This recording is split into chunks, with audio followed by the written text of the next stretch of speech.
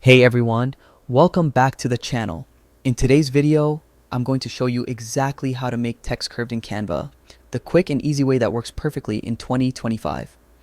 Whether you're creating a poster, a logo, or a social media post, curving your text is a simple trick that instantly makes your design look more professional and dynamic.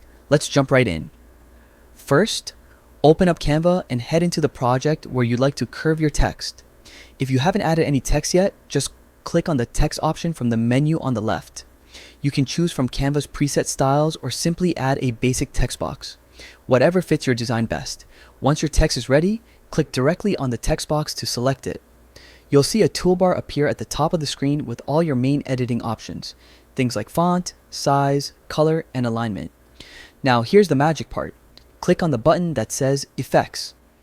This will open a panel on the left side of your screen showing all the visual effects you can apply to your text.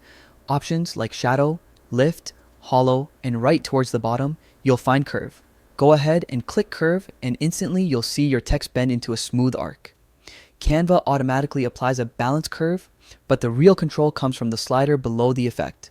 Drag the slider to the right to make the curve more dramatic, or move it to the left for a softer, wider curve. You can even reverse the curve by sliding into negative values. Perfect for text that wraps under a circle or around a logo. Play around with it until it fits your design perfectly. Don't be afraid to experiment. Sometimes just a small curve can make your layout feel more polished and professional. And that's it. With just a few clicks, you've turned ordinary text into a stylish, curved design element that instantly catches attention.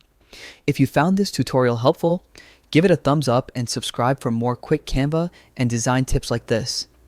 Drop a comment below if there's another Canva effect you'd like me to cover next. Thanks for watching, and as always, happy designing.